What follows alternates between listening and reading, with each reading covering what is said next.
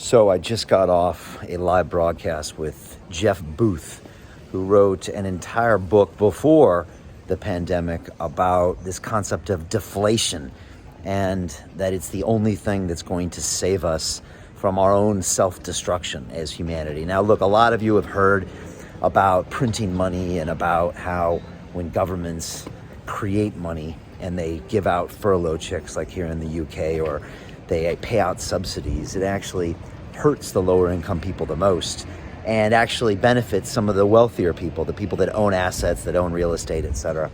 And while that is true, Jeff claims that at the end, the rich get richer and then they lose as well. Because in a long enough timeline, 80, 120 years, there ends up being a revolution anyways, and the people take back that wealth. And then the cycle continues, and the cycle continues. And inflation is used as an instrument that all governments do in order to just continue pumping money into the system to give us all that drug that we're addicted to. But it's just not practical, and especially when you got technology coming through, making everything cheaper. Just look at this phone that I'm broadcasting on. It makes everything cheaper, almost everything free, and yet prices go up every year. Why is that? It's only because the governments are printing money, and it's all going to end in tears. And when this current cycle ends, if it does end that way, it means the entire world going into a default situation, or a lack of anything happening situation, which means everything shuts down, absolute mayhem, etc. And this would have been a very depressing conversation if it wasn't for Bitcoin. And Jeff sees in Bitcoin something that can literally save humanity. And again, Jeff is not a guy who is prone to exaggeration. He's actually a quiet guy, a very mild-mannered guy, a very intelligent guy. Had already been a successful entrepreneur, and he wrote this book for his kids. And he says that Bitcoin, because it's deflationary by nature and it's distributed and decentralized, nobody can control it. Nobody can ban it, including the Chinese government, and nobody can tell it what to do. And since it, by definition, can never create more than 21 million Bitcoins, it's something that will save us. And he said, if you look at the price of everything in the future in Bitcoin, it's always going to go lower. Everything is going to get cheaper in the future. And this is the new paradigm that we all need to adopt in order to save ourselves from ourselves, which is just the continued printing of money, which is the problem for everything in this world. He even says global warming is because we encourage the system to always do more, create more. He implies that the reason you're unhappy with your life and you're working 2 jobs to buy things that you can't afford, right? Little Fight Club reference there.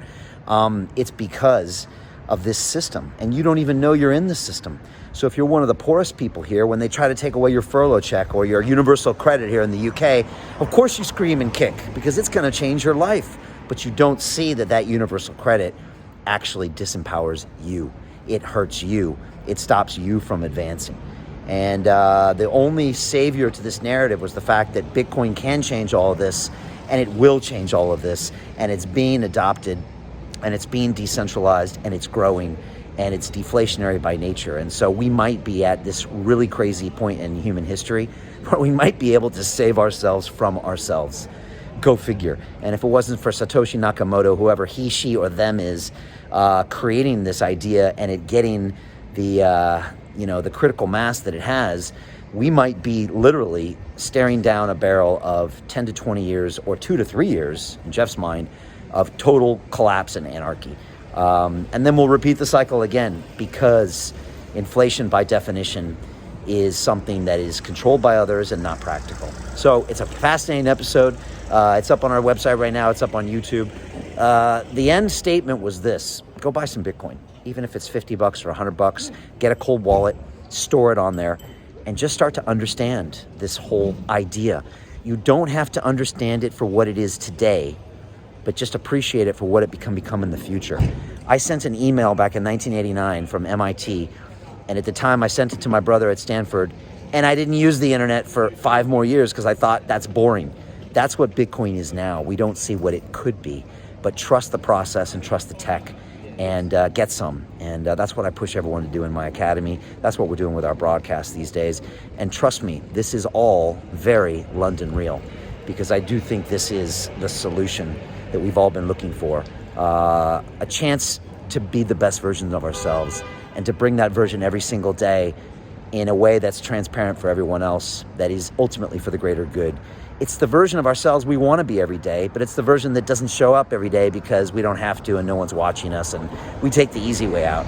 In some weird way, Bitcoin, blockchain, etc., is a way of forcing our best version to show up and to do the right thing, as Spike Lee would say. So there you go. Amazing broadcast. Thank you, Jeff. Go check out his book as well. And keep thinking forward to the future. If you don't own Bitcoin yet, where you been? Go get some and learn about this space, because it will change the future. And it's the best thing you can give to your children and grandchildren. It's the best thing you can do right now for humanity, strangely enough. It's not about getting rich.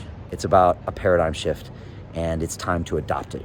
So that's it. Big love, and we'll see you next time.